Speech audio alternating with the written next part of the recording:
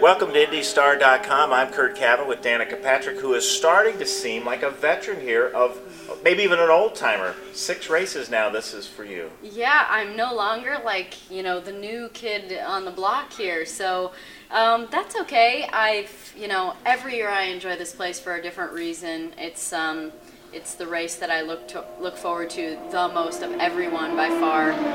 So it's good to be back. It's 23 years for me. I still got the goosebumps coming into the tunnel. Does that happen to you? Yeah, actually, coming into the track, I was like, I feel late to Indy this year. Did you feel like that? Very much so. Yeah, I just came in, I thought, I'm late for Indy this year because, the two things that always signify the start of the month are the Derby and the Mini.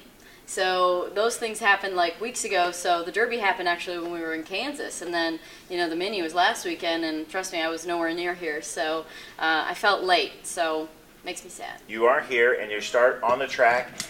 Do you bring just the same chassis setups from the year before or the last couple years and say, let's at least start from this point? Usually it's some variation of what you were doing last year. We'd like to think that, during the course of a year we improve the shocks to, have more grip and, be better for the car, or, we think we maybe have come up with a better piece of suspension that might be faster.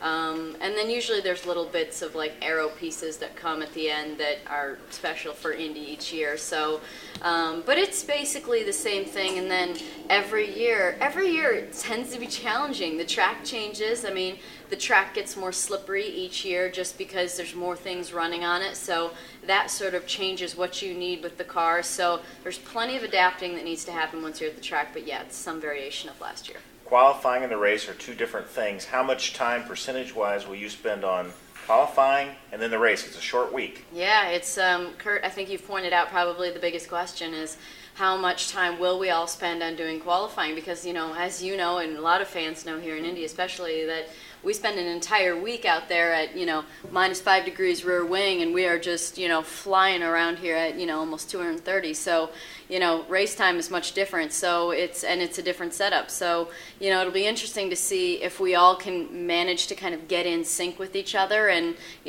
group-wise, there'll be, maybe most of us will be running race runs, and then, maybe we'll all kind of hopefully get together and be like, all right, it's the end of the day, let's do this now. So I don't know, it's going to be interesting how we all end up balancing it all. And there are 500 miles, so qualifying is such a small piece of it, but there's a lot of money on the line for pole, so I'm sure we'll all be trying hard. Your big moment here was leading the 500 the first time.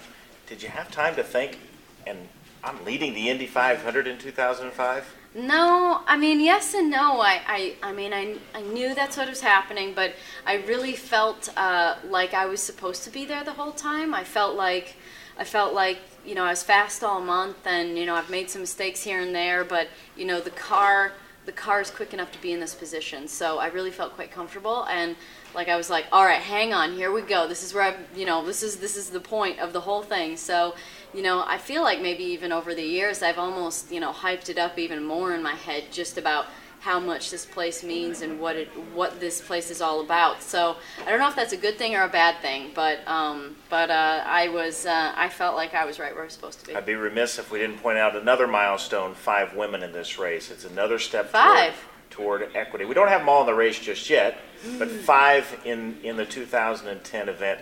That's a special, another step for equity in this sport. Yeah, there just seems to be more and more all the time. So, they're being given a chance, which is great. I think it's good.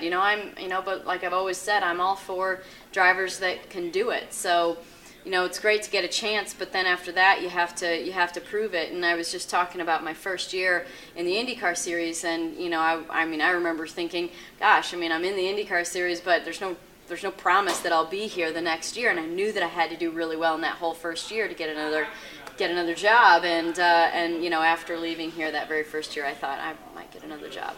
She might get another job. She might keep this one, and she might win the Indy 500. This is Danica Patrick. I'm Curt Cavin for IndyStar.com.